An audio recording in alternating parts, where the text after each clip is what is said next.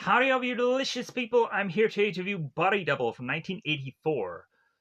So, I had gone on to, at some point, be interested in wanting to watch the movie Rear Window. And I watched the remake of it. And I was like, how about I go on and eventually watch the original movie? And then also, at some point, I too wanted to watch the movie Open Windows, which has Elijah Wood in it. It's very quite similar to this film if you've never gone on and ever heard of that in your life, because more than likely you probably haven't. And so, when stumbling upon those movies, I then also was to stumble upon Body Double. And come to find out that this movie has a lot more behind the scenes of movies and even certain adult films. And really, I was to be interested by the fact that we do have skin in this movie, but then also there is a mystery to be put upon this film that also I had to go on and just be like, okay, a lot of this movie has too much convenience in it. But then again, I can go on and just say that I was entertained enough in this film to really just be like, okay, what's going on in this film? How am I going to figure all this out? And then by the end of the film, I started to put the pieces of the puzzle together. But then also, it's just like, okay, there's certain aspects of this film that are very far fetched, but I still enjoyed it. So, Body Double is to have a main character, Jake, who it seems to be battling claustrophobia, as well as also trying to stick the landing of this vampire movie role.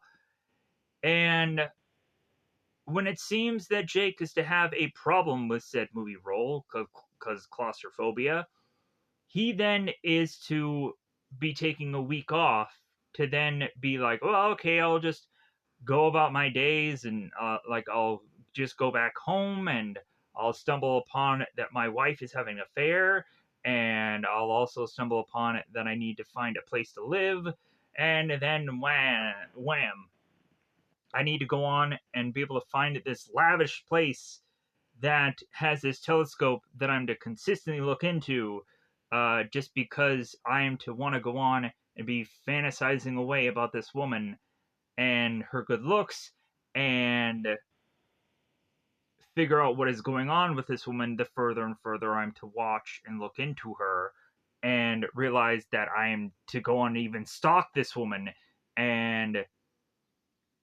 try to rescue her from her situation, because it seems that there is to be a man consistently stalking her, and it's not just Jake. So, the further and further that Jake investigates this, at some point he goes on to miraculously come up with the mystery solving of what was to have happened to Gloria and what is to go on and possibly happen by the end of this movie to a woman named Holly. And so, really, with this whole mystery, I did go on and find it rather entertaining. I did enjoy it. And also, this movie has quite a bit of skin. With that said, I thought that this movie was okay at the end of the day. Like, it is such a slow slog of a film. And also, like, we have a character, Jake, that, like, I'm just like, man, this guy is such a weakling and such a pushover and such a guy that I have problems like needing to get behind. Uh, and then also this guy is to be like just such a pervy guy that I'm just like should I be like getting behind this guy? I'm not quite sure. But then again, also look at myself in the history of stuff that I've put on this channel and just be like, well, I guess I'm a little bit of a perv myself. So, yeah, I guess there's some kind of relatability, bizarrely, of me and this character in some ways. But anyways, uh, Body Double is to really just be a film that really makes you want to stick to the very end to see how it all unfolds, because eventually we'll come to find that Gloria isn't who we thought she was in this film, and eventually, when Jake just followed the rabbit hole of figuring this all out, we're just like, man, the guy who is the ultimate killer put a lot of work into this whole ordeal to just try and knock off this woman. But at the end of the day, it's that time to just say that let's just break into full-on spoilers about this film and just see how it is to all unfold within spoiler time. So, if I haven't said already, this movie is available on Tubi, Tubi.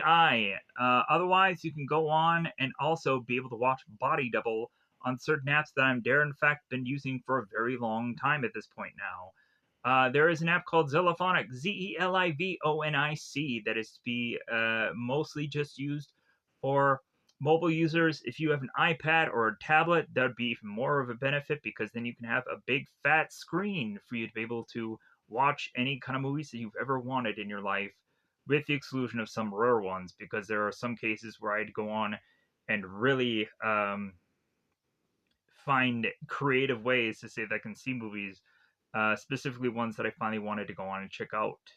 And then also, there is another app called Moopzzi, Moopzzi. You can go on and watch Body Double there because I had gone on and seen Body Double there.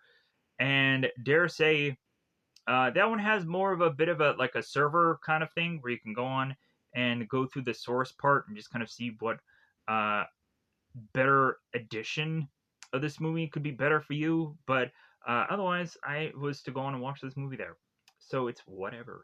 So at the end of the day, I will just have Frankie say relax because bizarrely we have at one point in this movie where someone goes on and is to be doing some weird music video of relax and just singing out the song while doing this dance number, and it's very weird and very strange. But anyways, I guess we had to have something like that at some point of this movie. Uh, but then again, uh, there are parts of this movie where I'm just like, okay, like this is kind of weird and goofy and fun at some points, especially when Jake and Gloria are just in the passions of being together, and they all of a sudden like continuously just circle around one another and circle and circle, and I'm just like, okay, when is this gravy train gonna stop? So, with that said, at the end of the day, Body Double was okay. I enjoyed it, even though reasonably like for this movie being such a slow slog of a film, I'm to just be like, okay, what other things here are going to be the more benefit for people to check out? And then, of course, there would be that there is quite a bit of skin in this movie throughout the film, and that also this movie is just a mystery that you're just like as soon as you get to a certain point of the film, you definitely want to go on and check out the rest of it because you just want to solve this mystery with the character. But then the mystery ends up going into so much conveniency to find our second damsel in distress within this film that has to connect both Gloria and Holly together. Makes me go on and just like racking my brain, just be like, what? Like, why is it that the killer had gone on to put in so much effort into this again? So, with that said, let me go on and pause this video here because I think it's about that time to go into spoiler time. Spoiler time. It's about that time. I'm going to spoil this movie. Uh, Letting you know now. There are also to be movies out there like the movie Peeping Tom, where we have this guy with a camera that is be uh, taking footage of women in these awkward positions. And I, at some point, was possibly interested about checking out a movie like that, just because I'm like, well, like if I'm going on and checking out a movie like this, maybe I'll go on and I'll, at some point, cover Peeping Tom. There is also to be a number of movies that are to quite be fairly similar to this film, if I've already stated some already. So let me know in the comments below if you are to have gone on and seen a movie quite similar to this, and I hadn't mentioned this through the review, and maybe it might be a movie that I might go on and check out. I also remember a Castle episode that was very much like Rear Window, And that made me go on and think of that while watching this. So, uh, with that said, let's go on and state what I'm going to in the future being reviewing. There is a movie called Fear, which has a very much psychic element, kind of like the Dead Zone, but then eventually we find that there is also to be the murderer of the movie to go on and also have a psychic ability. There is to be a woman who ends up drawing, and whoever draws is to be whoever dies. A movie called Clairvoyant. I'll be hopefully reviewing that in the future. Because it seems that a lot of people wanted me to go on, or enough people wanted me to go on and review psychic movies. So eventually I will go on and hopefully find a lot more of those. There's a movie called The Incubus, which has a character who has dreams, and those dreams end up having us realize that those people are probably going to end up dead. And it's the whole mystery foot of what's going on with that. At one point, I will also cover a movie called The Pit, simply because I had gone on and reviewed a movie called Making Contact, and it kind of reminded me of that. So, I hopefully at one point will be covering movie The Pit, bizarrely, another horror film. There's going to be probably a lot of horror films coming out fairly recently on this channel. But regardless, I just need just content to just cover. And then also, a lot of this content is going to be drastically different than anything that I said in prior videos of me wanting to cover stuff. So I'm contradicting everything that I'm saying, and I'm sure probably any number of these movies will also be something that I probably won't review unless people really want me to review them because they may be seeing this video. So, with that said, let's go on pause here and let me whip out what I need to whip out. Because without a doubt, I think it's about that time to just go into spoilers because I've gone on and I have prattled upon myself and rationally have extended way too much time just spouting out here. So, in the very beginning of this film, we have this graveyard scene. Spoilers, everybody. Spoilers. This graveyard scene. And I'm just like, okay, what kind of movie is this? Like, is it a zombie movie? It's a zombie movie, everybody. What's going on? But then all of a sudden, this graveyard scene is to pan down to the grave underneath, and there's to be a man in a coffin, and we're just like, okay, what's going on here? And the man is to quickly to turn with his vampirish teeth, like scaring us, possibly, maybe not. And so we all of a sudden have this man who's to need to go on and perform here. He's to need to do something. Not quite sure what it is, but he's supposed to do something, and he is not. So we have the Reuben director that is going on and saying, Jake, I need to do something here. All right, hey, let's go. Come on. So Jake all of a sudden is to be, of course, claustrophobic, but then also is to be freezing here. And it's to the point where Reuben and the assistant director need to go on and pull Jake out of this coffin. So Reuben ends up saying to Jake, it's like, well, hey, baby, what's going on? What's happening? And it's like, are you okay? And Jake is like, you know, I'm sorry, I just froze. Like, I don't know, I don't know what happened. I just. Uh, so Reuben is like, Jake, you know what? Like, it's okay. Like, how about you go on and we've been working you too hard. You look exhausted.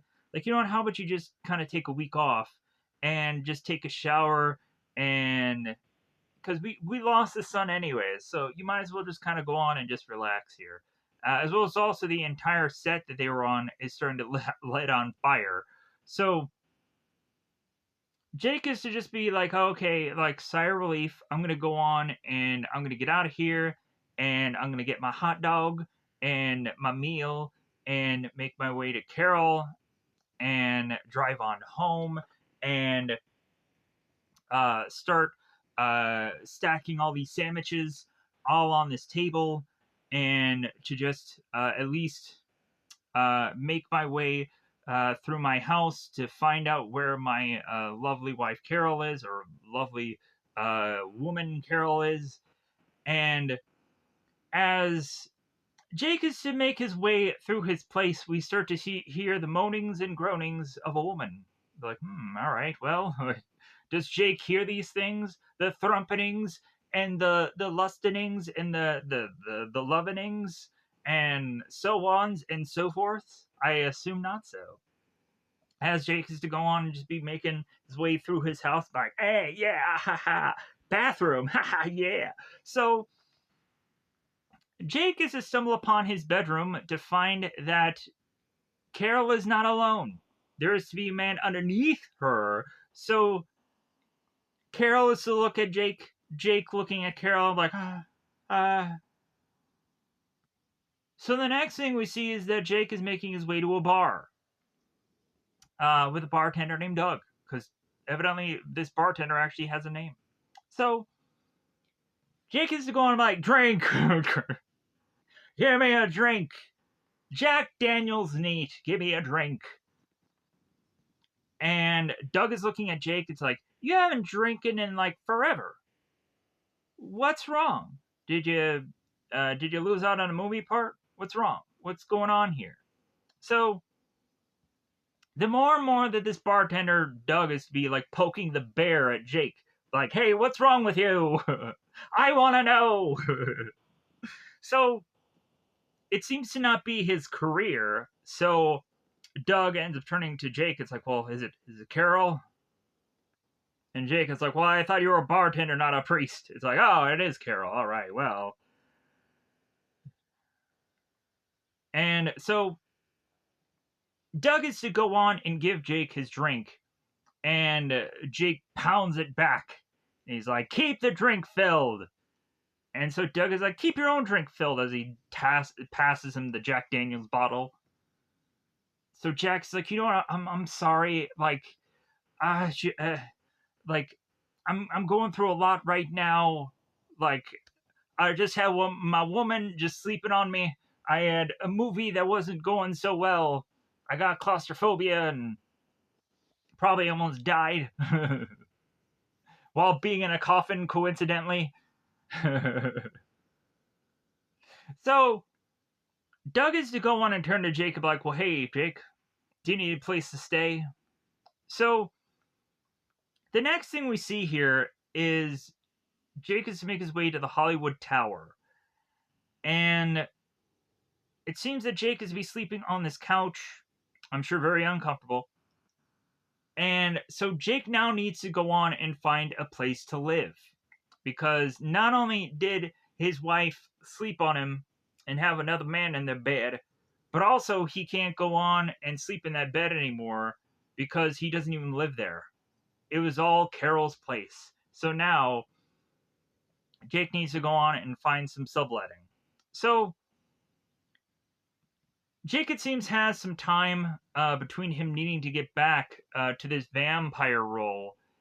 And so he decides that he's like, well, hey, I'm just going to keep myself busy. I'm going to go on and do these other interviews, these other job offers, so I can just kind of keep my mind busy. And so the following day, Jake goes to this kind of food market and is drinking this cup and is looking through this newspaper about these kind of casting notices, and he kind of scribbles a circle upon one thing that he notices a New Orleans Shakespeare Festival, and it is to have the words interview only that Jake crosses off here. So Jake makes his way to this seemingly audition and is to stumble upon a familiar face in the acting game. So Jake and this other actor, they start to have this rapport, this conversation, and Jake tells his actor, it's like, well, yeah, I'm off for a week, so I'm just gonna keep myself busy. Like, do you know of any places that are kind of subletting right now? And so with this conversation, we all of a sudden have this actor who had kind of become buddies with a guy named Sam. And so this actor goes on and introduces Sam, which we'll come to find out will be a key part of this movie more so than we ever thought he was. For those of you that know how this movie is going to all break down, because maybe you've already watched it and you're just kind of rewatching this review just to feel the slither and fither of just knowing about this film and seeing how it's all going to play out and seeing my thoughts on it and hearing my thoughts and smelling my thoughts. Anyways, so but anyways, Jake shakes the hand of Sam and it's like, oh hey, yeah, all right, hey, cool. So Jake is to also, because of this actor friend of his, be reminded that there is also acting class today. And Jake is like, well, when is acting class? And he's like, 3 o'clock. And he's like, oh yeah, like I completely forgot. So Jake makes his way into this audition, and for this audition, it seems that this person who is uh, doing the questionnaires here is to go on and ask Jake. It's like, well, have you been in anything? And so Jake ends up stating that he is doing this horror film called Vampire Kiss. I'm like, oh my god, Vampire Kiss, like the Nicolas Cage movie, the A B C D E F G. Yeah. Um, I never misspelled anything. that thing. Hilariously enough. So, but then also like the guys to further ask this guy's resume, and it seems that he had gone on and played a certain role in Taming of the Shrew. I'm like, well, I've gone on and been in the play Taming of the Shrew, bizarrely, and I know it's being a Shakespearean play, and you got the whole song of "Kiss Me, Kate," and weirdly enough, yeah, that was the to be the only one play that I was actually involved in as an extra, and so going into that play was kind of fun, but then also is like I really didn't have anything to do. I had no lines to memorize. Like if anything, it was just on me to just figure out what I was doing per day to day, as well as also being choreographed with um, certain dances to do, which I weirdly just found to be fairly easy because I think they're really also just very simple things to go on and do. The hardest thing for me to go on and do was to carry a woman off uh, the stage after a dance was to be done. Because that was the one thing that we just decided upon one another to just do. But even that was just kind of really easy. Just because I was conveniently had some kind of strength at that time, even though I was very skin and bones. Also, I'm going way too much into this. So, but if anything, the way of which that we had gone on and had Jake, let's peel back here. Uh, the way of which that Jake is to really be narrowing down what this guy really wants here is to just be like, well, like you're just kind of curious if I've done anything good, right? That's all you really care about. So Jake is obviously not have gotten that audition, so he turns into another one to hope that he is to go into this room of table of people and win them over. So Jake ends up going into this other audition to then bump right back into Sam again, but like, hey man, small world, hey hi, yeah, rah. So go on and do your best out there. Yeah, break a leg. So Jake ends up getting called in, so Jake goes immediately into this room. In the background, there seems to be some kind of movie posters or something behind him, and there seems to be just a huge slog of people. They're all just around this table, and immediately we have to assume that Jake is not going to pass this test. So we move on to then Jake going into this acting class. So Jake is to be in his mind this scene where he's kind of replaying it out, and there is to be a chalkboard that says feel personalized act.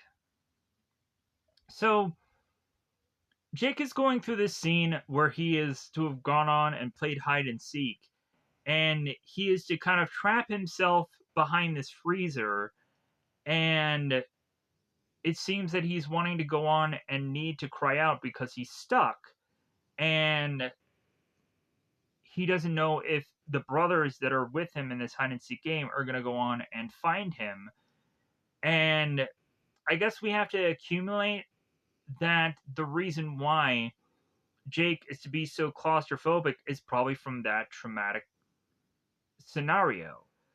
So the teacher is going on and telling Jake, it's like, well, obviously, like, you need to go on and you need to cry out here. You need to go on and you need your brother's help.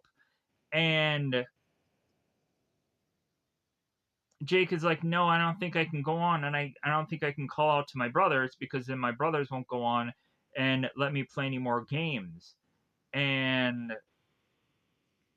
the teacher is like, no, no, no, no, like, you're in danger, like, you need to call out. And so Jake is like, no, no, no, no, because if anything, like, my brothers will hurt me, they'll make fun of me. And so the teacher is just trying to build to this whole crying out thing.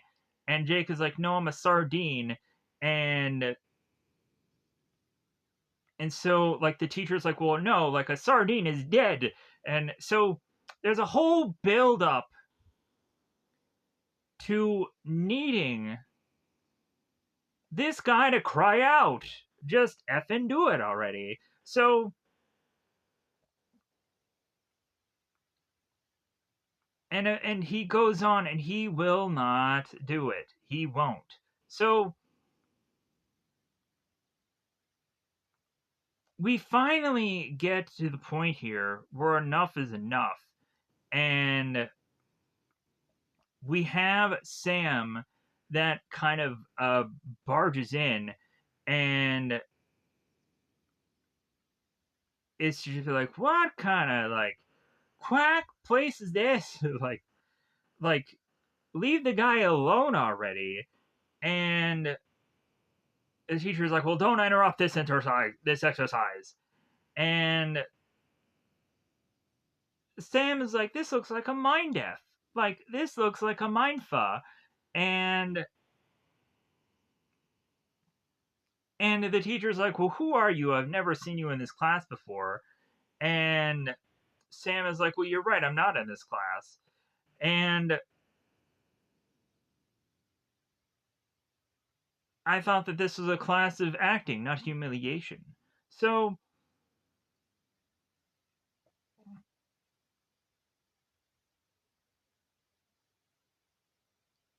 we go on and have the teachers like, well, I think you better leave, sir. And Sam's like, well, okay. Well, if I'm leaving, I'm going to take Jake with me. Hey, Jake, come on. Let's get out of here. Like, this is a good idea. And Sam, before he leaves, turns to his teacher. It's like, this is called an exit. And then he leaves. So Jake is to go on and be at the bar with Sam and be like, man, what a fool I am. And Sam is turning to him and like, well, hey,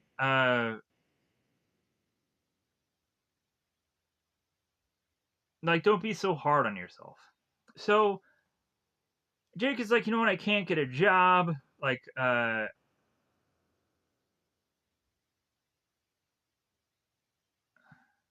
wait, no, wait.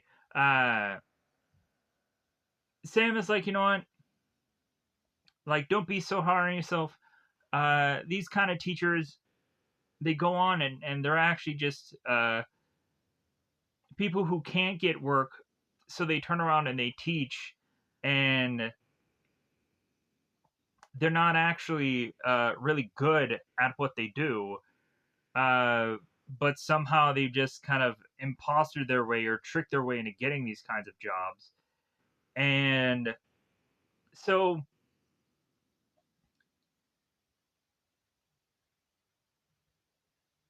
Sam ends up going on and is looking at the bartender that's kind of passing around drinks, like, "Ooh, wow, look at that woman." And Jake turns to Sam like, "Are you married?" And Sam is like, "Nope, I'm separated." And Jake is like, "Well, yeah, me too, as of yesterday." So Jake is to go on and say we were married, uh, and Sam is like, "Well, what happened?" And but Sam is like, "Well, that's kind of none of my business." So we have Jake that confesses to Sam uh, that Jake had caught his woman with another man, and that Jake is just kind of haunted by the imagery of seeing Carol with another man in their bed, and seeing Carol's face glowing, and Sam tries to turn around and tries to make a joke out of this to try to just kind of set up the mood here, and or to try to kind of give better levity, or to try to just have a good laugh out of all this. And Sam is just like, "Well, hey man, I've been humping for 16 years, and not one woman I could have gotten to glimmer, let alone glow." So Sam ends up kind of slapping Jack on the back here. It's like, "You know what? I'm sorry. Like that's tough." And Jack is like, "No, no, no, you're right." Uh,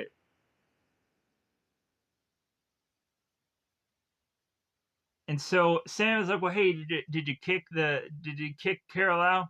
Did you kick her out of your place?" And Jake is like, "No, I didn't. It's actually her place." And Sam's like, "God dang it, man. Like, you've been through the ringer. You've been through the gutter. You've been through the shitter." So Sam ends up asking Jake, it's like, "Hey, man, where are you staying? Where, like, where are you at?" And Jake is like, "Well, I'm on a floor of a friend's place." And so Sam is like, "Well, hey man, like, are you ready for some good news? You ready for some good news?"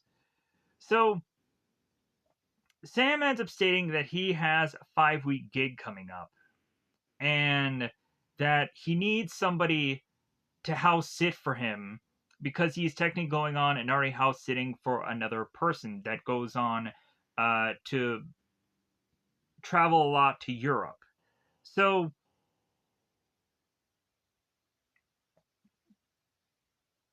Sam ends up telling Jake that he has a deal of a place for him, and Jake is like, "Well, that's great because I've been kind of looking for some place to sublet anyways." And so Jake is like, "Well, this would this be available like right away?" And Sam ends up turning to Jake. It's like, "Well, all I need to do is just make a phone call to set this up." So Sam ends up asking Jake, "Do you like plants?" And so Jake is like, "All right, okay, let's see what this all has to to be involved in here." So this place is so lavish. Like, it seems that uh this place that they're going to is this like tower of a home. It's very weird. So they have to go on and take this like elevator chute to get up to this place. So Jake is like, "Wow, like this place is unbelievable." And so And he's like, wow, I've never seen a place like this. Sam is like, all right, like, do you think you can handle a place like this? So Jake ends up asking Sam, it's like, whoever your friend is, he must be loaded. And so Sam is like, all right, like, let me tell you, like, all the setup. Like, if anything, you need to go on, and every day at 6 o'clock, you need to water these plants. And I'll go on uh, and I'll tell you about the bar and the situation with this, and so Jake is end up asking Sam, it's like, okay, like, who's the guy that you're like house sitting for? It's a guy named Alan, and that's when we find out that this guy spends a lot of time in Europe. So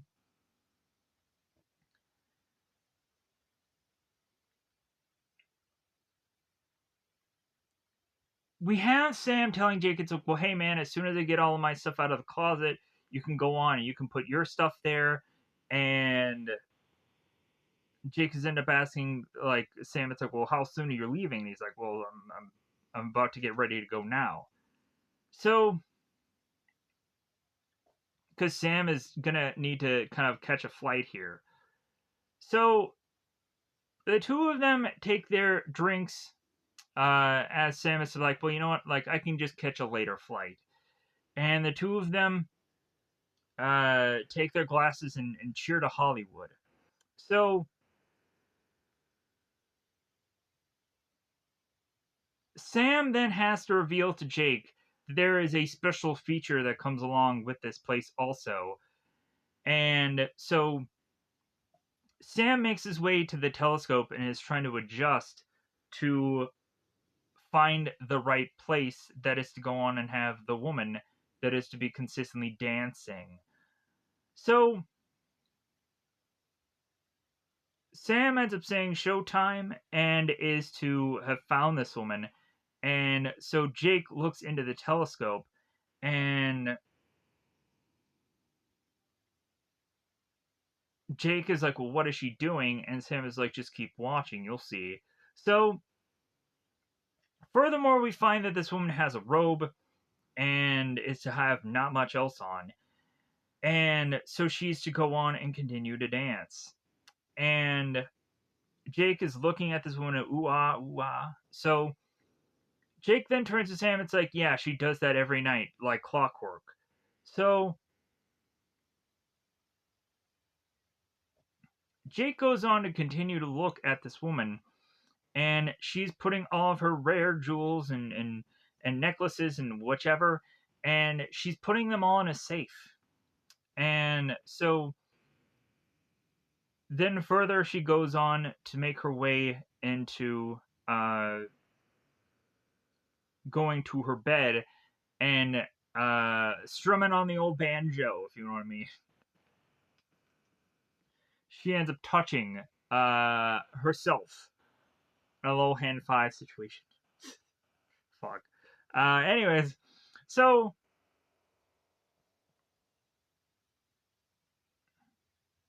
Sam ends up turning to Jacob like, hey man, what do you think? And it's really something, isn't it? Did you get a look at her face? And Jake is like, no, no, no. And it's like, well, hey, like, you better, because she's freaking gorgeous. So Sam ends up telling to Jake, it's like, you know what, I really need to get going. I really need to leave here. And like, well, hey, can I help you? And so Sam ends up turning to Jacob like, hey man, here's the keys. Like, try not to make too many long distance phone calls. And also you're doing me a favor with kind of just subletting here, or just kind of house sitting here. So take it easy. And so Jake is like, well, hey, knock him dead. And uh, it's like, well, hey, they're already dead in Seattle. So Jake is to go on and start to be watching the telly, and he, it seems just to be just kind of attracted back to the telescope. So he makes his way back to the telescope and is to look further to notice that the woman is sleeping now, and he notices her face. So there all of a sudden seems to be a man that is to be cruising around this room and is to go on and make his way into the safe to get certain items. And it seems that Gloria is to be knowing of this man, and so she is to go on and be having some kind of conversation with him, like stopping him in his tracks. And it seems while further their discussions are happening, because we don't know what's going on, because like we're just seeing this through Jake's perspective here.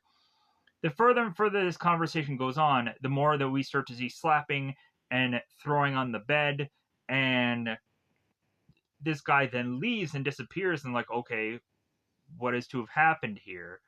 So the girl is going on and she's crying in this bed, and Jake is like, man, that bastard. So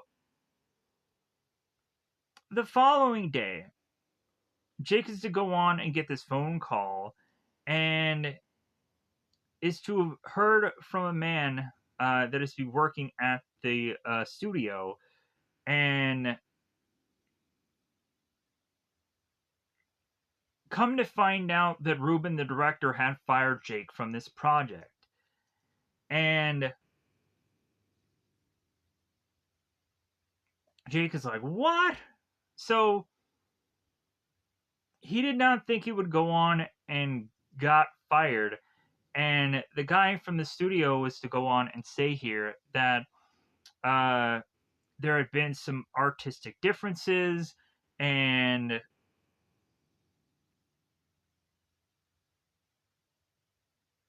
so Jake is kind of tempted to want to go on and talk to the director, talk to Ruben, and figure out a way to kind of negotiate, or to get his job back, because he had gone on to quickly have lost it. And the studio exec, or the studio guy, had gone on and said like, well, they've already hired another guy to replace you. And Jake is like, what? And so Jake is like, well, how do you know? And the guy is like, well, because he's my client. So Jake makes his way to the to the studio, to Ruben, that is going on and doing this shower scene, a shower scene with a vampire and a woman in the shower. And it seems that this woman is going to eventually go on and get a body double, and because she's wearing a bathing suit, and at some point will turn around by the end of this film and find out that there is to be uh, a close up that is going on with this body, and we'll kind of see why they're doing things the way they're doing things by the end of this film. So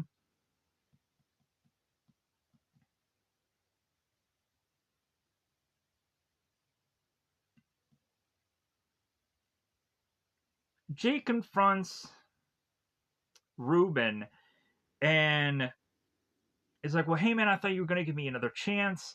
And Ruben starts mentioning how like they only have a certain number of days to make this film, and he has no time to F around with a claustrophobic vampire, and who freezes every time he lies down in the coffin. And Jake is like, well, hey, I'm not claustrophobic. And that Jake had just said that he gotten stage fright. So Jake tries to tell Ruben it's like it's never going to happen again. And Ruben is like, well, hey, goodbye. Like, goodbye. So the more and more like we're pressing here. Jake is to ask Ruben. It's like, well, hey, I thought you were going to give me another chance. I lied. And then the further and further there is to be more of a big and bigger argument. So eventually that has a guy grab Jake and kind of push him off set here. So Jake again, now he's out of a job and he has nothing better to do but to now just look into this telescope at this place to watch this woman again. So come to find out, while Jake is watching this woman dance around this time around, Jake has all of a sudden noticed these light flashes. It's like, okay, all right, what does this entail of what's going on here? Like, why is there flashes? So Jake is to try to figure out where this lighting is coming from, and he realizes that there is a guy off in the distance trying to fix this satellite dish and is grinding away uh, at this satellite dish. And I'm like, okay, why is it that this guy is going on and doing this if he is to go on and ultimately be the killer? Like, I guess he's just kind of stalking this girl, or just kind of watching from a distance what he is to go on and want to see, because he is to also enjoy the sights as well. So, because you can obviously tell that this construction worker stops what he's doing and starts looking at the woman dancing. And Jake is to start to look at this construction worker like, hey, what a purr. And then he's like, well, like, kind of doing the same thing. So Jake goes to the farmer's market and is to be getting some groceries. And it's to drive off to a point where he realizes that there is a bit of traffic problem in front of him. There seems to be two guys that are to be these gardeners that have gone on to lose from out of their truck these kind of bits of these parts of these trees, these branches, and they're all compiled onto the ground, and they have to kind of collectively get them all out. So while Jake is waiting, he all of a sudden notices a car coming out of this gated area, and it ends up being Gloria. And Jake notices her and is like, "Oh yeah, that's Gloria." He doesn't know her name, but he of course knows, like, "Oh yeah, that's the girl that I've been watching." So Gloria is to also just kind of be waiting for her to eventually be able to get her car to pass here. And so Jake further and further inspecting this girl is like, all right, well, hey, like maybe I can go on and I can just get a good gander at her from a closer up distance. But then all of a sudden, Jake notices way off in the distance, conveniently, because his eyes are just so miraculously well good and what have you, that there seems to be another vehicle that ends up having the construction worker from the night before going on to just be kind of at a standstill, is kind of watching and waiting. So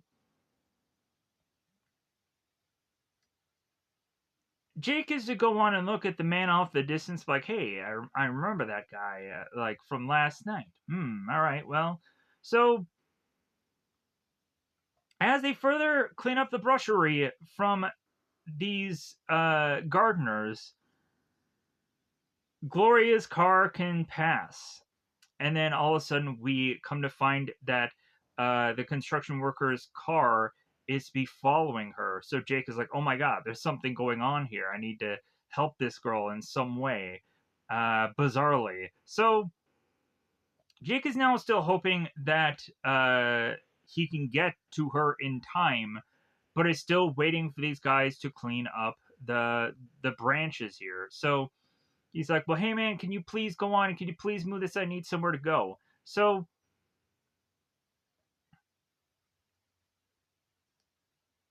Jake is to go on and finally clear the way to follow Gloria. And come to find out, Gloria is making her way to this parking garage to go into this mall so she can buy these undergarments, these underwears, these panties. So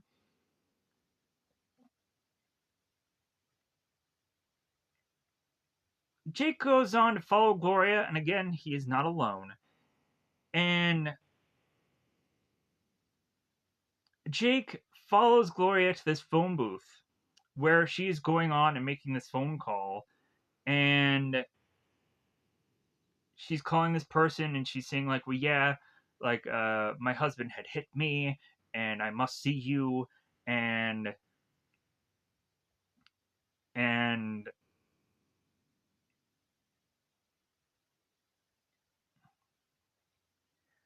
so Jake is listening to all this, and so the woman on the other line is like, well, I need to go on and I need to talk to someone. And so this leads us to the woman saying that she's going to go to the Beach Terrace Motel, and the woman says that she's going to wear something special. So as Gloria hangs up the phone, we have Jake who's pretending he's calling somebody, like, oh, hey, yeah, okay, all right, and then hangs up the phone and follows Gloria uh, behind this escalator. Further and further, like, man, this guy follows her everywhere, and Gloria doesn't notice. Gloria doesn't, I guess, really care. Or also assumes that someone is following her anyways because she just weirdly knows. So Gloria makes her way into this shop of panties and is to go on to find this pair, but it's not quite right. So she hands this off to the store owner, and the store owner is to go on and hand her this certain selection and is to have her go into the fitting room to try this on. I'm like, why would you go on and have a person try this on?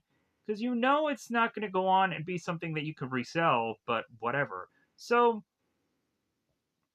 it seems that the fitting room is conveniently open just enough to where we're seeing what all is going on uh with obviously Gloria here.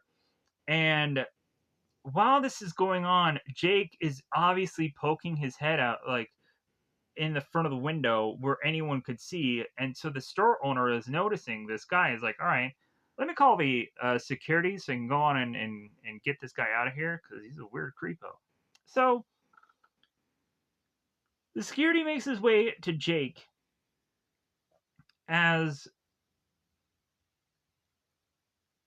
we have Gloria buying this set of panties.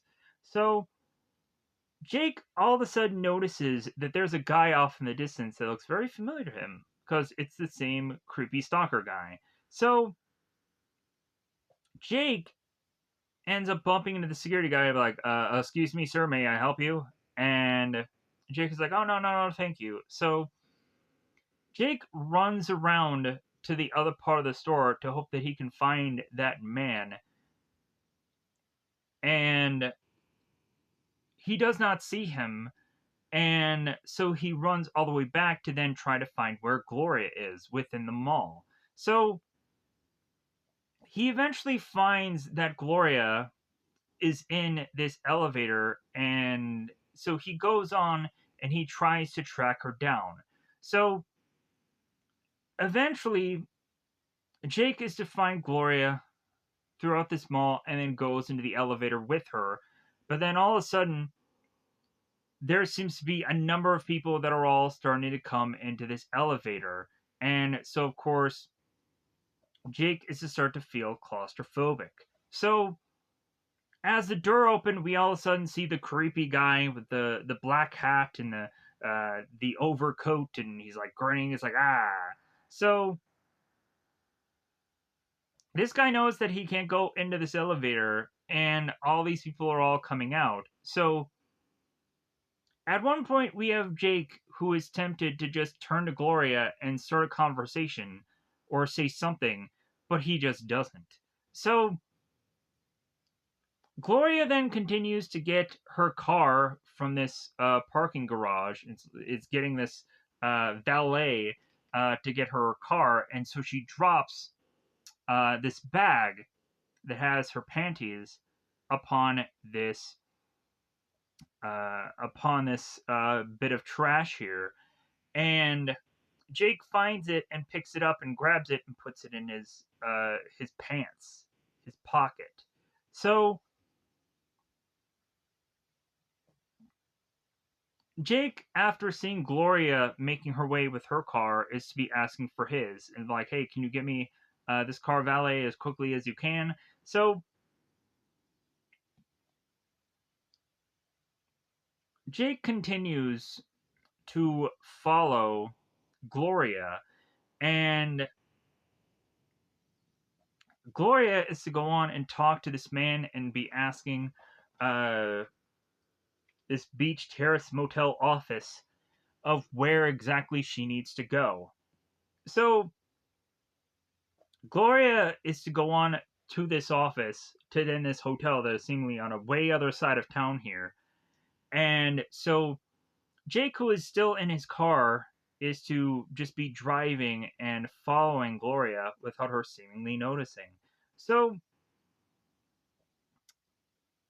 Gloria goes to this hotel, and Jake, it seems, is to make his way down this stairwell and is trying to figure out where he can go on and get to a good vantage point that he can still see Gloria, but then also not have her much so notice him. So he goes all the way down these stairs, all the way down to this beach, to then see a bunch of these like fitting room for beaches, kind of little like porta potty looking like things. And whenever I'm to go on and say fitting rooms, like you'll know what I mean by that. These beach fitting rooms. So these beach tents. Yeah, that might fit this a little bit better. I don't know the technical works. I've never seen this before because I've never been at a beach. So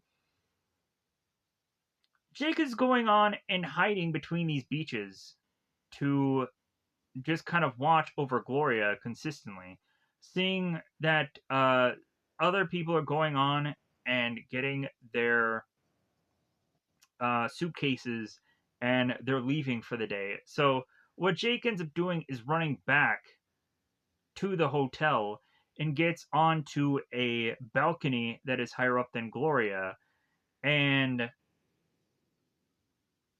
Gloria ends up getting a phone call that Jake can overhear without Gloria, it seems, being completely oblivious to having realized that, like, Jake is, like, right there. How does she not notice him? But, anyways,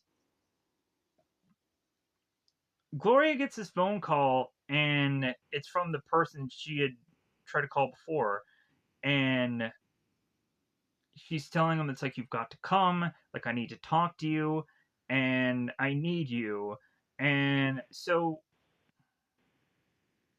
it seems that this conversation between Gloria and whoever this person is not going to work out. So she hangs up the phone. We all of a sudden in the distance see uh, from this bit of stairway that is to be adjacent to this hotel that the Indian man is to be the construction worker, the Indian man, is to be making his way close to Gloria, and Gloria is making her way onto the beach to then start to get closer and closer to these beach fitting rooms. And so Jake is also noticing that the Indian is to be on the other side of these beach dressing rooms trying to make his way close to Gloria. So Jake is running to trying to get to Gloria, to finally go on and have a bit of dialogue with her, to tell her the truth that someone is following you and it's not me. And Gloria turns to Jake, it's like, I know. So we all of a sudden have this Indian that comes out of nowhere and grabs Gloria's purse and runs off with it. And Jake chases or tries to chase him down. So we all of a sudden have the Indian and Jake, and they race into this part of this beach that all of a sudden has this stairway that leads to this tunnel. And so this tunnel, the further and further both the Indian and Jake, I apologize for me just calling this guy the Indian. That's all I can go on and assess of who this guy is because that's what they call him technically at some point in this film. So if that's offensive to anybody that I'm saying the word Indian a lot, I apologize, but it wasn't meant to be that way. Whatever. I'm just trying to figure out a way to figure out who these characters are while also telling you what all is going on in this film. So Native American, my apologies. But anyways, so Jake is going through this tunnel, but then he realizes again his claustrophobia is starting to catch up with him. So he's starting to breathe. He's starting to slap his hands and his legs against this wall, and he's like, So the Indian stops, is like, all right, well, like, I guess you're not going to go on and catch me there, bucko. So he doesn't say anything because, of course, he can. But the Indian stops, is like, all right, well, since you're not going to chase after me, then I'm going to go on and I'm going to open up this purse and I'm going to start pulling things out of it. So he ends up grabbing what eventually we'll find out is a key card. And so the Indian just kind of like, hey, yeah, all right, well, like, I'm going to get out of here. So the Indian's like, yeah, all right, yeah, and then he leaves. So Jake goes on to at least make it to the purse and starts trying to put together the items into the purse to get back to Gloria because he's a nice guy, regardless of something ending up getting stolen from off of this purse. So Jake tries to get this purse together, and Gloria ends up coming up from behind him. And so Jake gives Gloria the purse back. It's like, well, I'm sorry he got away. It's like, well, hey, you got the purse though. And Jake is like, well, he took something, like kind of double check to see what's missing. So Gloria starts looking at Jake very in fear, very just like, what's going on with you, Jake? So Jake is like, well, hey, I'm just out of breath. Like, hey, can you take me out of here? So Gloria goes on and is to just kind of put Jake over her shoulder and starts trying to like carry him out of this area. And the further and further we start to see that Jake is getting his air back, he's starting to just get more relieved. And Gloria looking at Jake is like, like, all right, well, it seems that he's fine now. So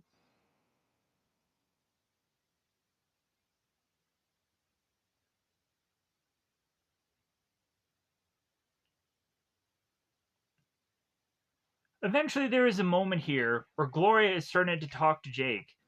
And it's like, well, hey, Gloria is like, well, hey, I saw you back at the hotel, and like you've been following me, haven't you? And Jake is like, yes. And so Gloria turns to Jake, and it's like, well, why?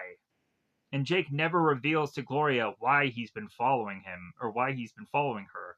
So instead, Gloria ends up asking, it's well, hey, did my husband hire you?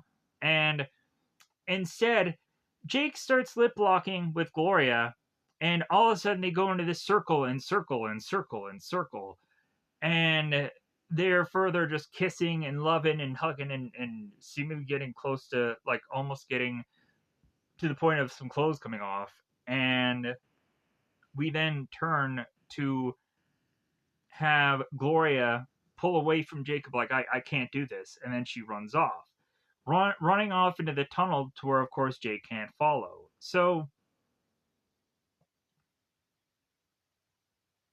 Jake at this point makes his way back to his place and is tempted to try and want to call Gloria, but he doesn't know what he's going to go on and actually say to her. It's like, hey, yeah, you know, the guy that tried to F you over by the tunnel?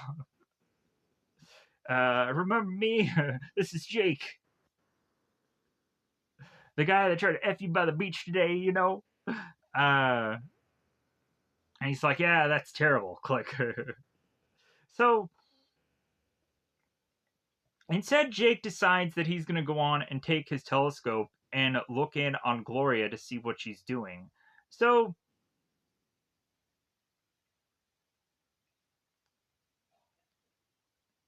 Gloria is to have gone on and is to have, I guess, called either a security or a police officer and file a report. So while Sam is also going on and he's looking at the telescope, he all of a sudden gets a phone call from Sam. And there seems to be a bit of chatter where Sam is like, well, hey, how are you doing? And Jake is like, yeah, I'm just kind of looking at something right now. So further and further, like, Sam ends up starting to ask, like, Jake is like, well, hey, did I get any messages? And this and that. And so Sam is so distracted that, like, Jake is not listening to much of anything that Sam is doing because there's more important things going on. Because come to find out, the Indian had gone on to sneak into Gloria's house. So Jake is going on. I'm like, oh no, there's no messages. So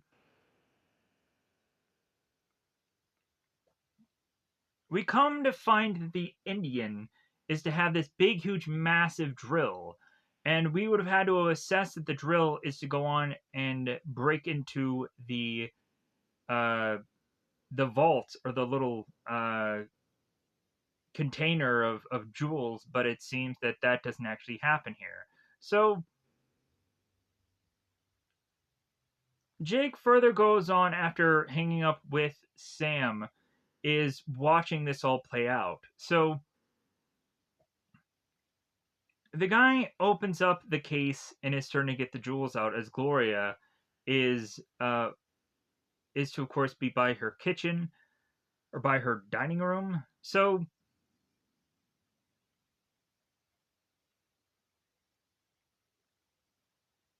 we go on to have one point where Gloria is to start to disrobe and comes upstairs, and the Indian notices, so he's trying to hide out. He's trying to figure out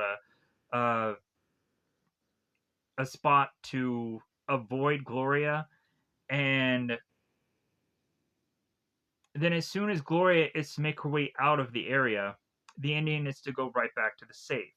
So Jake, trying to be the nice guy here, and instead of calling for the police, because that's what he probably should have actually done, at some points you're really going through this movie and you're kind of wondering, like, if Jake would have called the police a lot earlier, would this story have drastically changed? So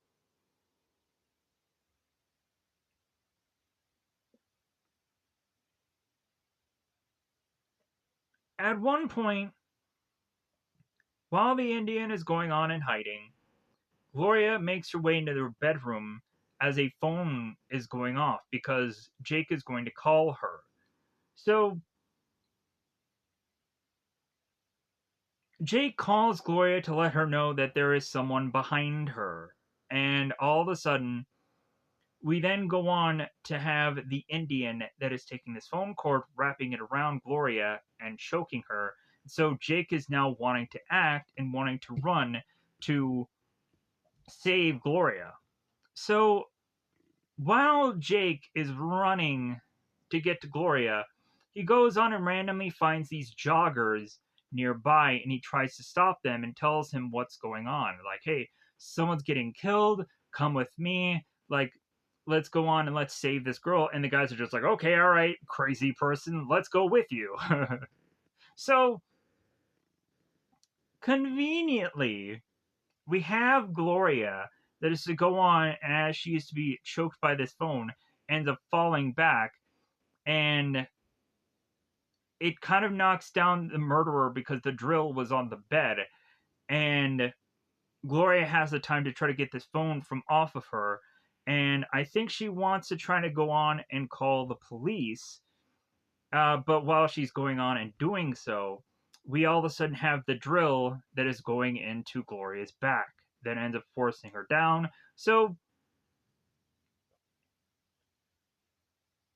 Jake is now running as quick as he can to jump over this fence to then further make his way into Gloria's home. So this drill is to go on and now have made Gloria bleed, and so Gloria has blood on her hands, and she is trying to just back herself away from this killer.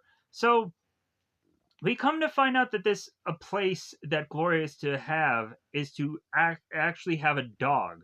I'm like, okay, this seems a little weird. So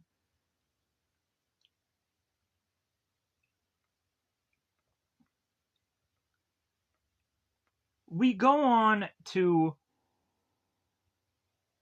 have it ever be so closer that this drill is going to go somewhere into Gloria's body. And coincidentally, the plug-in for this drill is to be far too away from where Gloria is. So the drill at some point does unplug. So Jake is going through doors trying to figure out a way into this place, and is to find this one door that is to be full of glass. So Jake takes this rock or this brick or this huge thing and thrusts it into the door to break it. And as soon as he is to make his way into this place, he's to be attacked by this dog. So while that's going on, Gloria tries to get away from the killer to trip and fall onto the ground. And so now the killer adjusts and makes his way to this plug-in to plug this drill back in. And so while Jake is being attacked by this dog, we have the killer drilling into Gloria, sadly enough. So much so that it goes all the way through the floor, and while Jake is being attacked by this dog, we see the drill going through the wall and blood is coming out of it. So the two joggers end up finding Jake. It's like, well, hey, like, help me. He's killing her. Like, get this dog off of me. So Jake runs into the room far too late as the killer is to hide into this closet, as Jake is to make his way to the body, and then the killer is to sweep around and is to leave, conveniently. So we then have Detective McLean that is to come to the fray here and is talking to Sam, who bizarrely has a bed sheet or something over himself, because I guess we always have to just say that whoever is to witness a murder is to get cold. I don't know what it is with. Why do we always have to go on and have to put a bed sheet or a thing over somebody who's witnessed a murder? Like, is it the shock that gets them cold? I don't know what. Why do people? Why do we always have to do that in films and whatever? Like, I would never justify that happening. And then also this bed sheet just kind of doesn't make any sense. So, but Detective McLean comes in here and he's in charge of this investigation, and he starts to go on and ping on Jake here to, like, well, hey, it seems like you're an actor, and have I seen you in anything good? And so Jake starts pointing out some of his resume that actually was pretty good, and it's like, well, hey, you make a good living, and it's like, oh yeah. So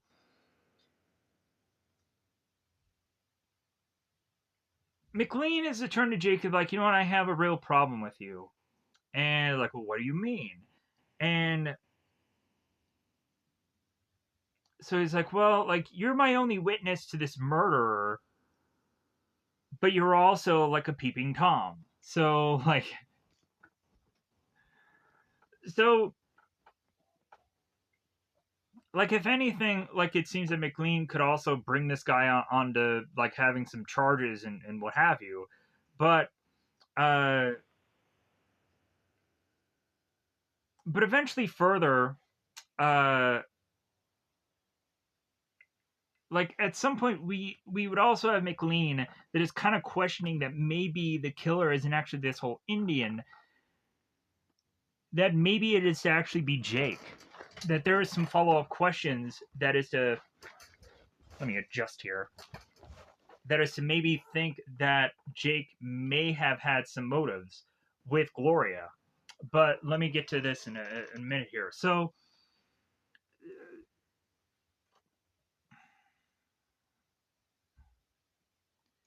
they go on, and so Jake has been very honest with the detectives about what it all transpired within the following up of what is to eventually be Gloria's murder. The whole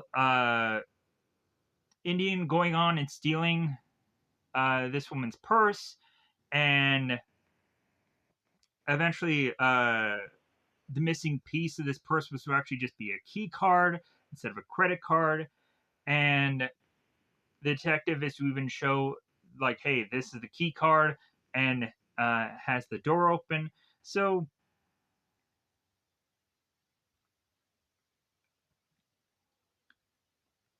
but eventually we go on, and the second part of this is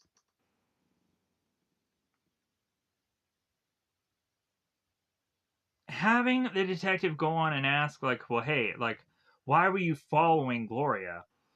And come to find out, the detective notices something protruding out of Jake's pants pocket and pulls it out from her pants, from his pants pocket, Jake's pants pocket, and realizes that there are some panties there. It's like, well, hey, like, how is it that all of a sudden you have this woman's panties?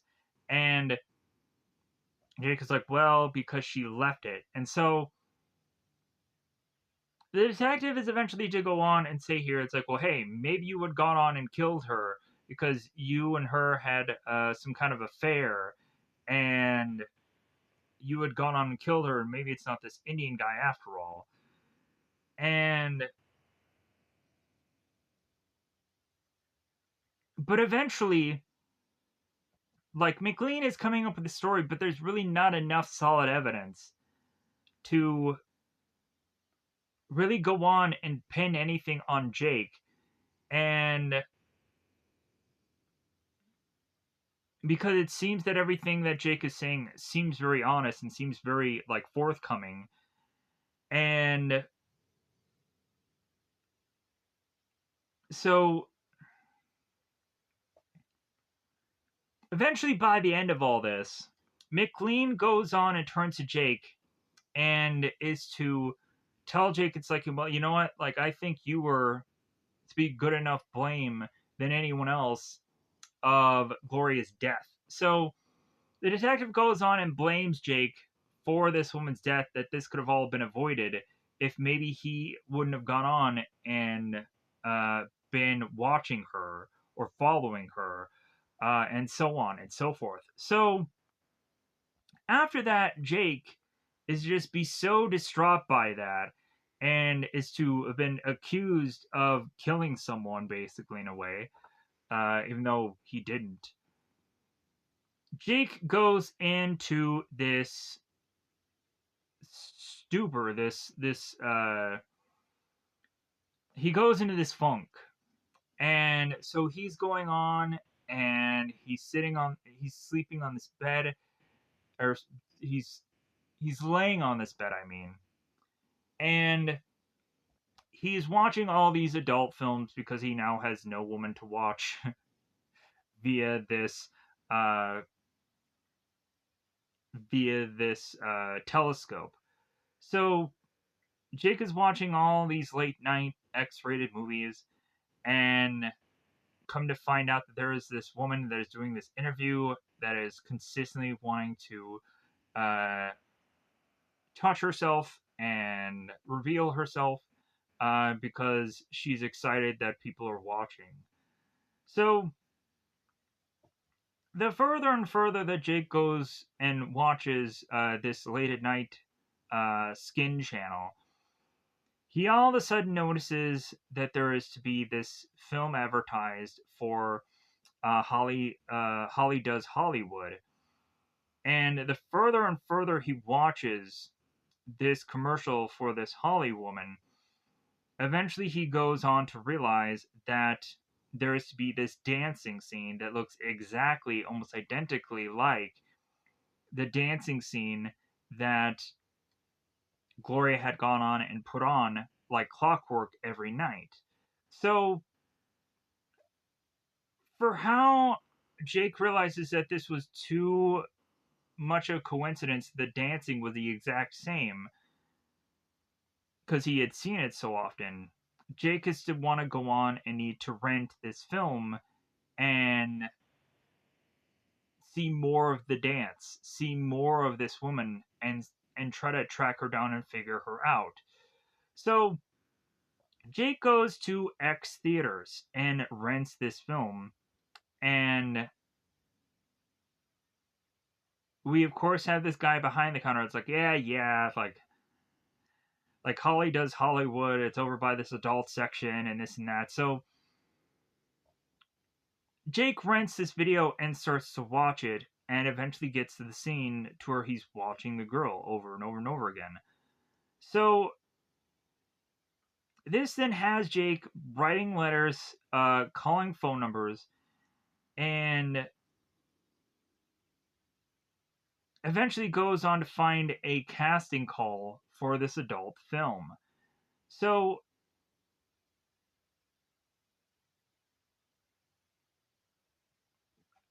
when Jake calls this audition for this adult movie, there's another actor that is to just be very upset and livid about how long he's been waiting.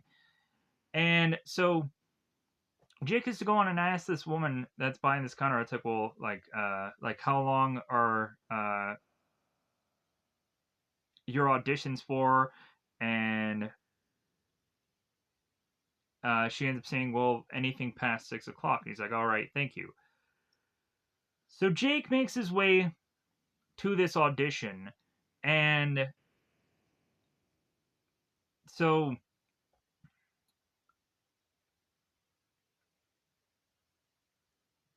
we have Jake telling this guy who has all of these X-rated uh, theatrical things behind him and off to the side of him. Jake tells him he likes to watch, and uh, so eventually they go to the scene and they break it all down, and it seems that this guy is interested in hiring Jake because Jake is probably a way better qualified actor than he's probably seen. And the director goes on and like, okay, like take off your clothes. I want to take pictures of you. So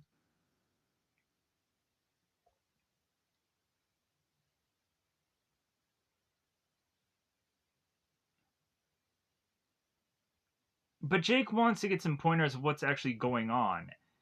And the guy who is to turn to Jake is like, what are you, some kind of method actor? It's like, come on. So but Jake kind of really wants to know like what he's going to have to do here. And really like for adult movies there's no real thought put into them, it seems.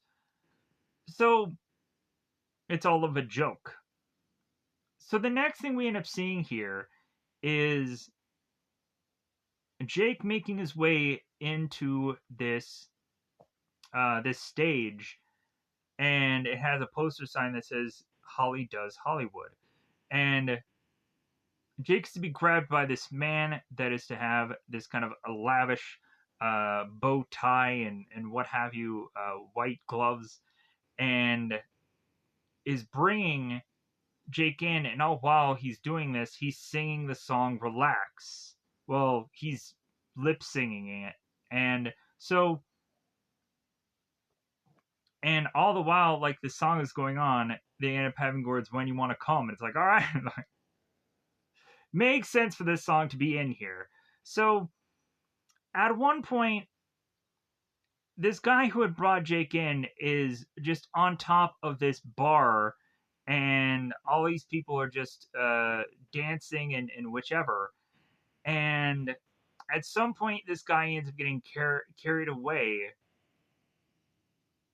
and Jake is just watching on as this guy is to be just hauled away by all these people and grabbed and carried away. And so Jake sees this woman, and kind of like the woman kind of winks at him or looks at him, and Jake starts to follow this woman into what I would assume would be almost this like dressing room or bathroom stall. So, and of course we have the SULTS kind of slapped on a lot of these things. So Jake goes on to make his way into this what is to seemingly be a bathroom stall, and is to open the door of this bathroom stall and sees this reflection of Holly. And Jake ends up turning to Holly and saying, like, I like to watch. So Holly ends up grabbing Jake, and the two of them end up having some passionate makings of togetherness. And Jake is to go on and be reminded of him and Gloria, but then he's also with Holly here. So, like, there's flashes back of these circle moments and what have you. So, as the director is filming this, and there's to be a guy that's working on the film being like, well, hey, like, what about the shot at the end, like the one shot that like is to be about the guy climaxing, let's just say. So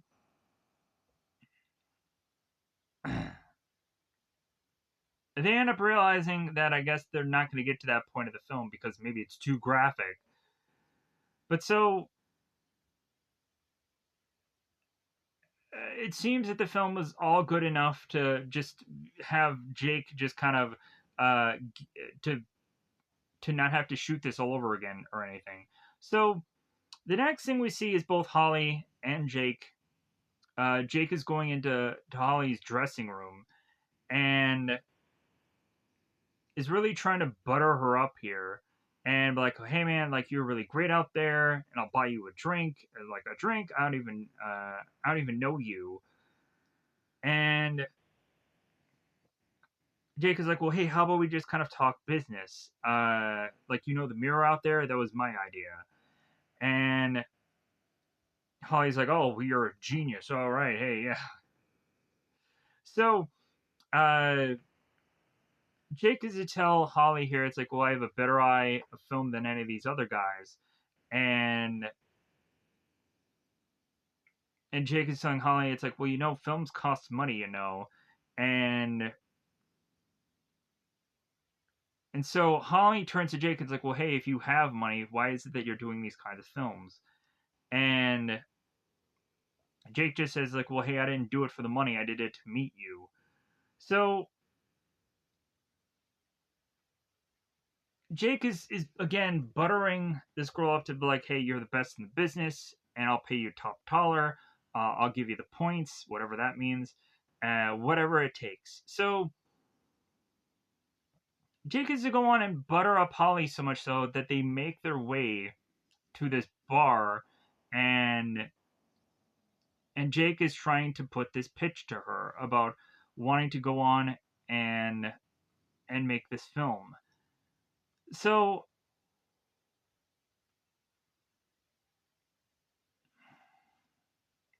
Holly is to go on and kind of say what she will and won't do in a movie. And so Holly is to go on and say that she gets $2,000 a day, and that she doesn't work without a contract, and so it seems like they're coming to a deal here. So,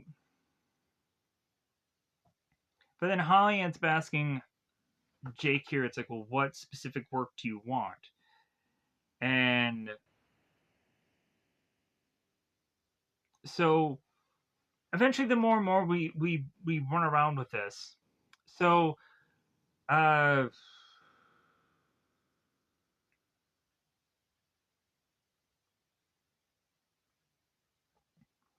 Jake is to go on and tell Holly that she is a terrific, and then uh, Holly assumes that he's going to say body, and it's like, no, you have a terrific smile. And Holly just found that kind of weird. So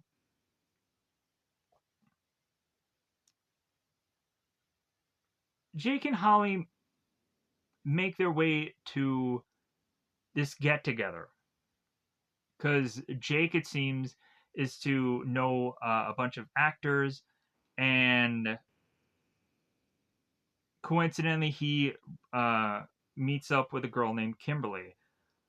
So the two of them are just having this bit of conversation between one another, and Kimberly is going on and asking Jake, it's like, well, hey, like, do you know any places that are kind of looking for work right now? And so, funny enough, Holly kind of takes this on and is talking to Kimberly, and is to say like, well, hey, yeah, like I have a tip for you. And so eventually, the further and further, um, like Holly starts asking this girl, or after Kimberly starts asking Holly about this movie, and Holly starts to mention about like, well, hey, if you don't mind working with ladies, and Kimberly's like, well, hey, acting is acting, right? And Holly's like, well, I think that's really admiring, and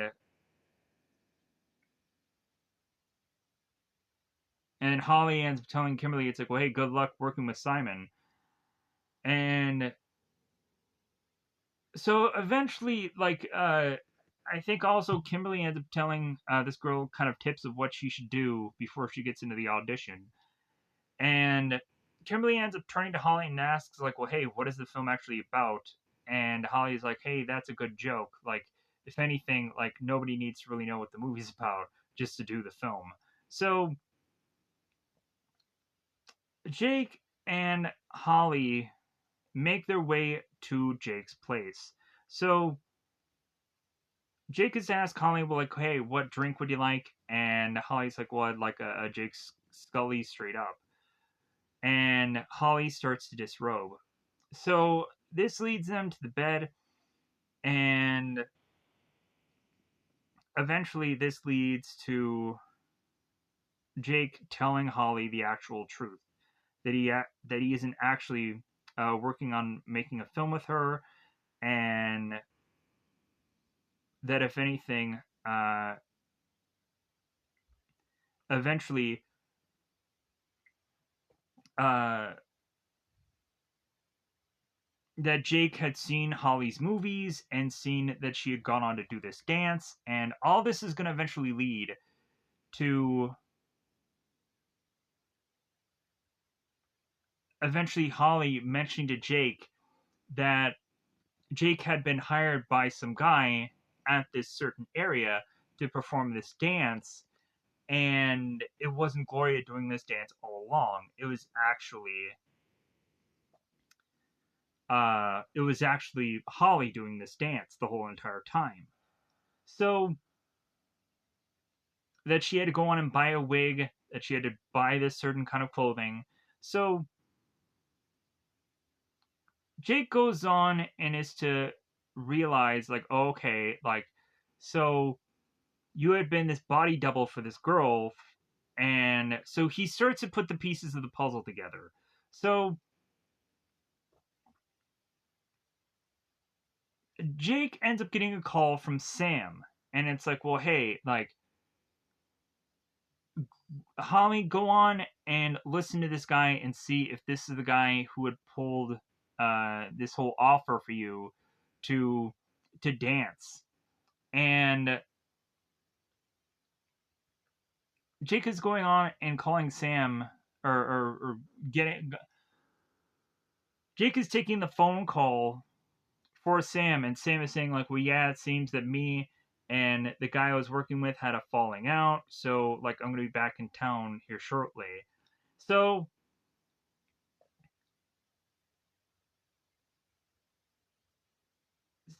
Jake ends up asking Holly, is this the guy that was to go on and proposition you to do that dance? And Holly's like, well, yeah. And he's like, are you sure? And Holly's like, yeah, I'm sure. So Jake has to understand, like, okay, like, why did this guy go on and need this body double? And, like, at first, it's like, well, hey, maybe this guy was to put this whole body double thing together so that way Jake could get his confidence back. But then Jake more and more started to figure and put the pieces of the puzzle together. So Jake figures out by the end of all of this that really what was to happen here is that uh,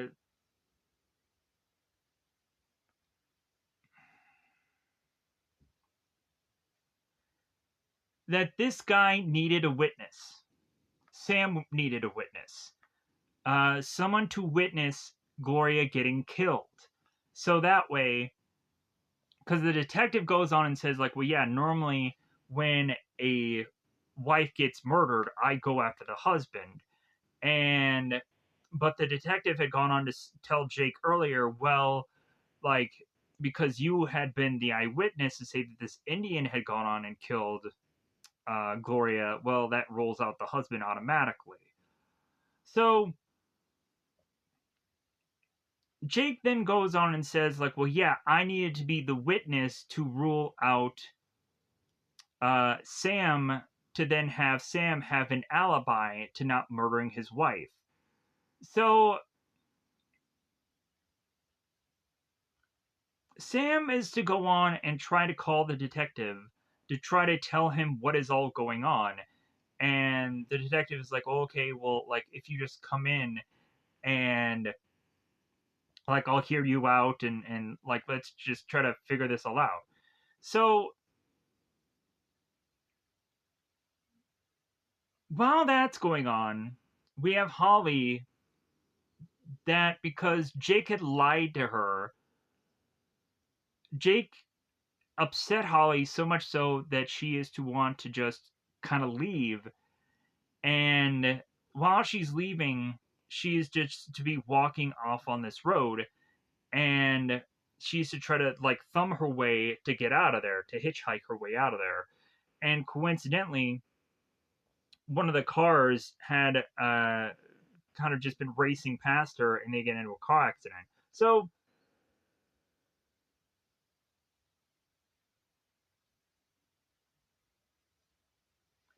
Jake ends up starting to figure out what had happened, but then also so does Sam. Sam is to go on and be at a certain location, and he has binoculars, and he's watching Jake, and he's realizing that Jake is talking to Holly. So we have Sam that is driving by, and he picks up Holly because he knows if he kills Holly, that's to be the only person that is to connect him to these murders. So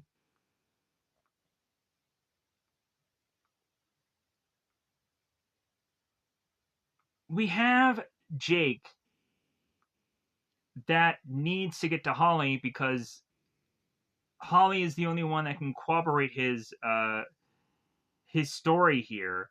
And also, we have at one point where Jake is to be remembering that Sam has been with Jake, just kind of following him, because Jake realizes that Sam was trying to cast role the witness. So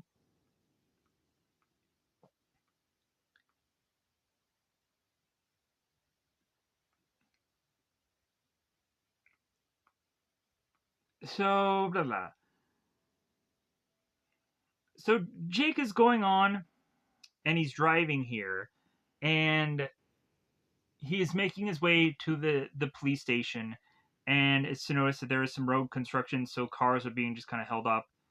And we all of a sudden have Jake noticing off in the distance that there is this car, and there is this person who's taking a tire iron off to Holly, because Jake notices that this is Holly in this car. So Jake is trying to go on and get to this car, but a police officer is trying to stop him. So Jake tries to like just push away from this police officer and is starting to follow this car on foot. So uh so this so this killer is to go on and is to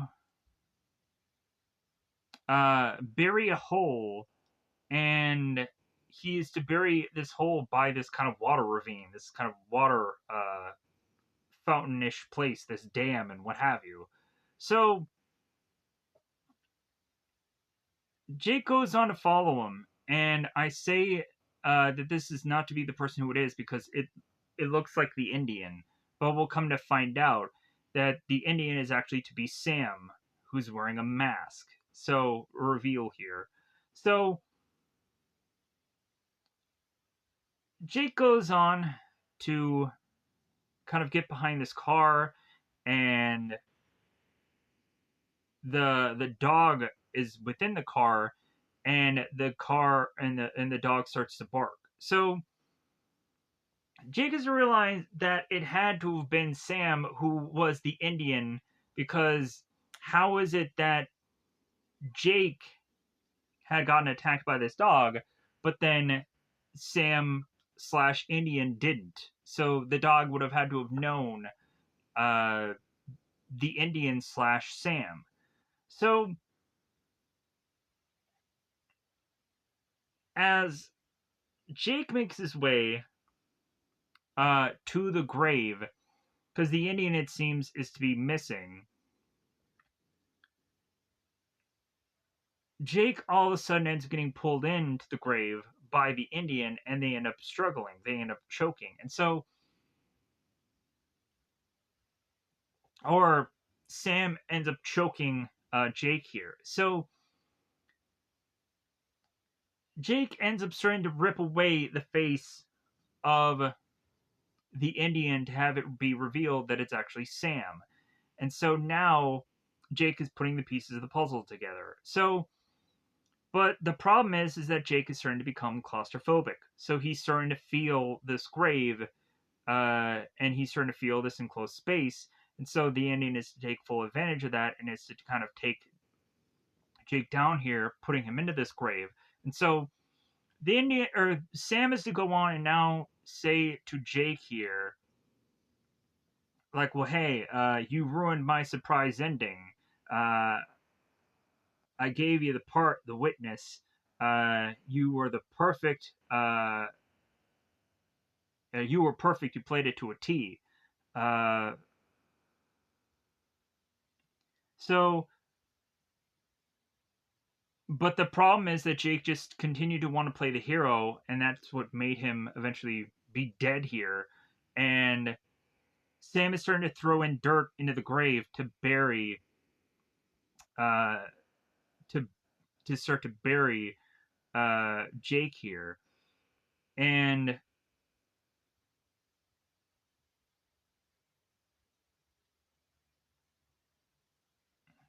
so Sam is continuing paddling on here, and continuing to throw in the dirt, and and is saying to Jake, it's like, well, hey, are you starting to feel shortness of breath yet? Like, are you starting to feel more and more claustrophobic? It's a terrible way to die. So,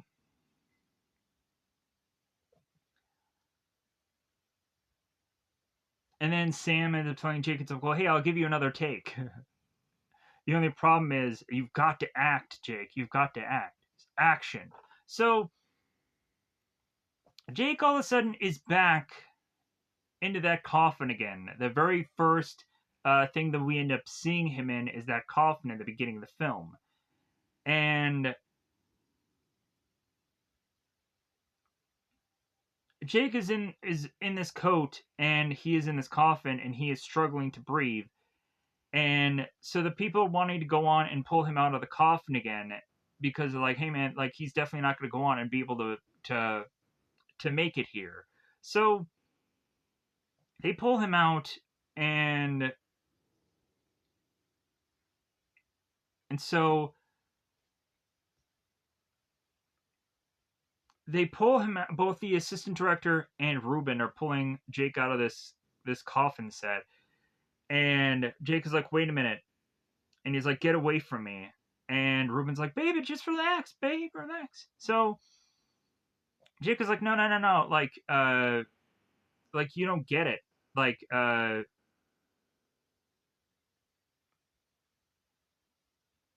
Ruben's like, no, no, no, like, we'll just shoot this another time. It's like there isn't going to be another time. Like, don't lie to me. So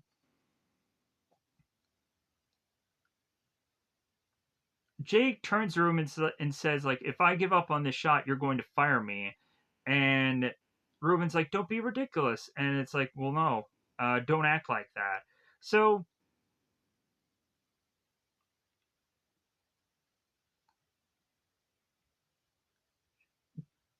Jake ends up telling Ruben that he needs to do this, or otherwise, Ruben is going to replace him. And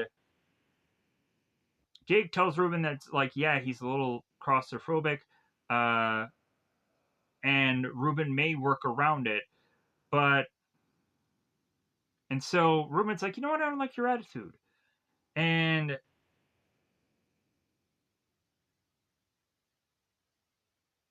so Jake ends up turning to Ruben and it's like, well, hey, if I get this shot done for you, uh, like you'll like me a lot better. So Jake goes back to the coffin. It's like, all right, let's do this. And so Ruben is turning to Jake. It's like, well, hey, you better get this right this time around, because you are really a pain in my rump. And so, and you're something that I just don't need. So they roll sound, and so Jake goes on, and he grabs the shovel away from Sam, and now we're back at Jake facing off against Sam, and so what happens here is while Jake is wrestling with Sam with the shovel, Sam is turning to Jake. It's like, well, hey, don't be so melodramatic. We all of a sudden see the dog running into frame here. And we all of a sudden see that the dog is tackling Sam, and the two of them fall into this ravine or this dam or this water. So